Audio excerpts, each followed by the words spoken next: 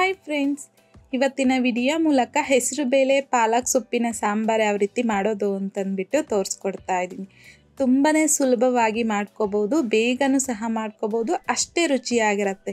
ಬಿಸಿ ಬಿಸಿ ಆದಂತಹ ರೈಸ್ ಮುದ್ದೆಗೆ ಈ ಹೆಸರು ಬೇಳೆ ಪಾಲಕ್ ಸೊಪ್ಪಿನ ಸಾಂಬಾರು ಕಾಂಬಿನೇಷನ್ನು ಸೂಪರ್ ಆಗಿರುತ್ತೆ. ಸೊ ಬನ್ನಿ ಇವಾಗ ಲೇಟ್ ಮಾಡ್ದಿರಾ ಈ ಪಾಲಕ್ ಸೊಪ್ಪಿನ ಸಾಂಬಾರು ಯಾವ ರೀತಿ ಮಾಡೋದು ಅಂತಂದ್ಬಿಟ್ಟು ನೋಡೋಣ. ಸೊ ಯಾವ ಪಾತ್ರೆಯಲ್ಲಿ ನೀವು ಸಾಂಬಾರು ಮಾಡ್ಕೊತೀರೋ ಸೊ ಆ ಪಾತ್ರೆಗೆ ನಾನು ಇವಾಗ ಒಂದು ಅರ್ಧ ಕಪ್ ಆಗುವಷ್ಟು ಹೆಸರು ಬೇಳೆನ ಹಾಕ್ಕೊಂಡಿದ್ದೀನಿ. ನೀರನ್ನು ಸೇರಿಸ್ಕೊಂಡು ಈ ಬೇಳೆನ ಒಂದೆರಡು ಸಲ ನೀಟಾಗಿ ವಾಶ್ ಮಾಡ್ಕೋಬೇಕು. ಈ ರೀತಿ ವಾಶ್ ಮಾಡ್ಕೊಂಡಿದ್ದಾದ ನಂತರ ಒಂದು ಬೆಳ್ಳುಳ್ಳಿನ ಮೇಲೆ ಸಿಪ್ಪೆ ತೆಗೆದ್ಬಿಟ್ಟು ಹಾಕ್ಕೊತಾ ಇದ್ದೀನಿ.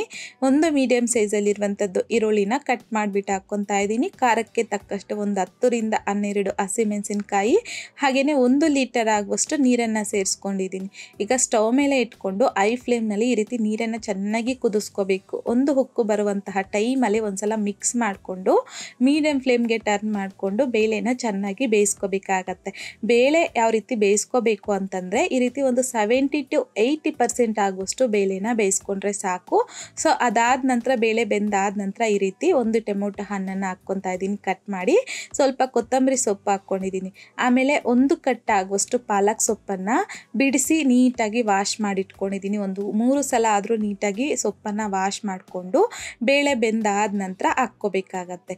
ಹಾಗೆಯೇ ರುಚಿಗೆ ತಕ್ಕಷ್ಟು ಕಲ್ಲುಪ್ಪನ್ನು ಸಹ ಹಾಕ್ಕೊಂಡು ಒಂದ್ಸಲ ಐ ಫ್ಲೇಮ್ನಲ್ಲಿ ಚೆನ್ನಾಗಿ ಕುದಿಯೋದಕ್ಕೆ ಬಿಡಿ. ಈ ರೀತಿ ಚೆನ್ನಾಗಿ ಕುದೀತಾ ಇರುವಂತಹ ಟೈಮಲ್ಲಿ ಒಂದ್ಸಲ ಮಿಕ್ಸ್ ಮಾಡಿಕೊಂಡು ಮೀಡಿಯಮ್ ಫ್ಲೇಮ್ಗೆ ಟರ್ನ್ ಮಾಡಿಕೊಂಡು ಒಂದು 10 ನಿಮಿಷ ಪಾಲಕ್ ಸೊಪ್ಪನ್ನು ಬೇಯಿಸ್ಕೋಬೇಕಾಗತ್ತೆ. ಒಂದು ಪ್ಲೇಟನ್ನು ಸ್ವಲ್ಪ ಓಪನ್ನಲ್ಲಿ ಬಿಟ್ಟು ಬೇಯಿಸ್ಕೊಳ್ಳಿ. ಪೂರ್ತಿಯಾಗಿ ಕ್ಲೋಸ್ ಮಾಡಿಕೊಂಡ್ರೆ ಉಕ್ಕೋಗ್ಬಿಡತ್ತೆ. ಈ ರೀತಿ ಸ್ವಲ್ಪ ಓಪನ್ನಲ್ಲೇ ಬೇಯಿಸ್ಕೋಬೇಕಾಗತ್ತೆ. ಸೊ ಈಗ ಒಂದು 10 ನಿಮಿಷ ಆದ ನಂತರ ಸೊಪ್ಪನ್ನು ಚೆಕ್ ಮಾಡ್ಕೊಳ್ಳಿ. ಈ ರೀತಿ ಸಾಫ್ಟ್ ಆಗಬೇಕು, ಕರೆಕ್ಟಾಗಿ ಬೆಂದಿರುತ್ತೆ. ಸೊ ಈಗ ಫ್ಲೇಮ್ನ ಆಫ್ ಮಾಡಿಕೊಂಡು ನಾವು ಸೊಪ್ಪು ಬೇಳೆ ಬೇಯೋದಕ್ಕೆ ನೀರು ಹಾಕಿದ್ರಲ್ವಾ, ಈ ನೀರನ್ನು ಒಂದು ಬೌಲಲ್ಗೆ ಸಪ್ರೇಟ್ ಮಾಡ್ಕೊಂಡಿದ್ದೀನಿ. ಈ ನೀರನ್ನು ಚೆಲ್ಲಬಾರ್ದು. ಸೊಪ್ಪು ರುಬ್ಬಿದಾದ ನಂತರ ಮತ್ತೆ ಹಾಕಿ ನೀರನ್ನು ಮಿಕ್ಸ್ ಮಾಡ್ಕೋಬೇಕು. ಹಾಗಾಗಿ ಪಕ್ಕಕ್ಕೆ ಇಟ್ಕೊಂಡು ಈಗ ರುಬ್ಬೋದಕ್ಕೆಲ್ಲ ಮನೇಲಿ ಕೋಲ್ ಯೂಸ್ ಮಾಡ್ತಿದ್ರೆ ಆ ಕೋಲಲ್ಲಿ ಈ ರೀತಿ ಚೆನ್ನಾಗಿ ರುಬ್ಕೋಬೇಕಾಗತ್ತೆ. ಸೊ ನನ್ನ ಮನೇಲಿತ್ತು, ಸೊ ಹಾಗಾಗಿ ಕೋಲಲ್ಲೇ ರುಬ್ಕೊತಾ ಇದ್ದೀನಿ. ನಿಮ್ಮ ಮನೇಲಿ ಸ್ಮ್ಯಾಶರ್ ಆ ರೀತಿ ಏನಾದರೂ ಇದ್ದರೆ ಅದರಲ್ಲೂ ರುಬ್ಕೋಬೋದು. ಬಟ್ ಯಾವುದೇ ಕಾರಣಕ್ಕೂ ಮಿಕ್ಸಿಯಲ್ಲಿ ಮಾತ್ರ ಹಾಕೋದಕ್ಕೆ ಹೋಗಬೇಡಿ. ಟೇಸ್ಟ್ ಅನ್ನೋದು ಡಿಫ್ರೆಂಟ್ ಆಗಿಬಿಡುತ್ತೆ, ಚೆನ್ನಾಗಿರೋದಿಲ್ಲ. ಸೊ ಈಗ ನೀರು ಸಪ್ರೇಟ್ ಮಾಡಿದ್ದೀರಲ್ವ, ಆ ನೀರನ್ನು ಸಹ ಹಾಕ್ಕೊಬಿಟ್ಟಿದ್ದೀನಿ ಎಲ್ಲನೂ. ಈಗ ಮಿಕ್ಸ್ ಮಾಡಿಕೊಂಡು ಪಕ್ಕಕ್ಕೆ ಇಟ್ಕೊಳ್ಳಿ. ಈಗ ಇದಕ್ಕೆ ಒಂದು ಸಿಂಪಲ್ ಆಗಿ ಒಗ್ಗರಣೆ ಹಾಕ್ಕೋಬೇಕು. ಚಿಕ್ಕ ಪ್ಯಾನಲ್ಗೆ 3 ಟೇಬಲ್ ಸ್ಪೂನ್ ಆಗುವಷ್ಟು ಎಣ್ಣೆ, ಒಂದು ಅರ್ಧ ಟೀ ಸ್ಪೂನ್ ಸಾಸಿವೆ, ಅರ್ಧ ಟೀ ಸ್ಪೂನ್ ಆಗುವಷ್ಟು ಜೀರಿಗೆ, 1 ಟೀ ಸ್ಪೂನ್ ಕಡಲೆಬೇಳೆ, 1 ಟೀ ಸ್ಪೂನ್ ಉದ್ದಿನ ಬೇಳೆನ ಹಾಕ್ಕೊಂಡು ಲೋ ಫ್ಲೇಮ್ನಲ್ಲಿ ಈ ಕಡಲೆಬೇಳೆ ಉದ್ದಿನ ಬೇಳೆ ಈ ರೀತಿ ಸ್ವಲ್ಪ ಲೈಟ್ ಗೋಲ್ಡನ್ ಕಲರ್ ಬಂದಾದ ನಂತರ ಕರಿಬೇವು, ಒಂದು 5ರಿಂದ 6 ಬೆಳ್ಳುಳ್ಳಿನ ಸಣ್ಣದಾಗಿ ಕಟ್ ಮಾಡಿಬಿಟ್ಟು ಹಾಕ್ಕೊಂಡಿದ್ದೀನಿ. ಲೋ ಫ್ಲೇಮ್ನಲ್ಲಿ ಮಿಕ್ಸ್ ಮಾಡ್ಕೊತ ಫ್ರೈ ಮಾಡ್ಕೋಬೇಕು.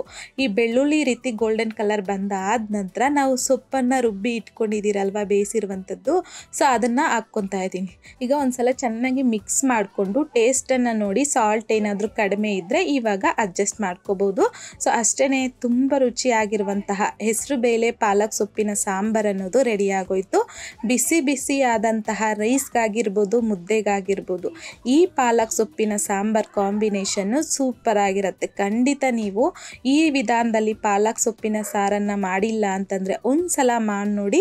ಮಾಡಿದಾದ ನಂತರ ನಿಮಗೂ ಸಹ ಈ ಪಾಲಕ್ ಸೊಪ್ಪಿನ ಸಾಂಬಾರು ಟೇಸ್ಟ್ ಯಾವ ರೀತಿ ಬಂತು ಅನ್ನೋದನ್ನು ಮರಿದೆ ನನಗೆ ಕಮೆಂಟ್ ಮೂಲಕ ತಿಳಿಸಿ, ಲೈಕ್ ಮಾಡಿ. ಹಾಗೆಯೇ ನಿಮ್ಮ ಫ್ರೆಂಡ್ಸ್ ಆ್ಯಂಡ್ ಫ್ಯಾಮಿಲಿ ಜೊತೆಗೆ ತಪ್ಪದೆ ಶೇರ್ ಮಾಡಿ.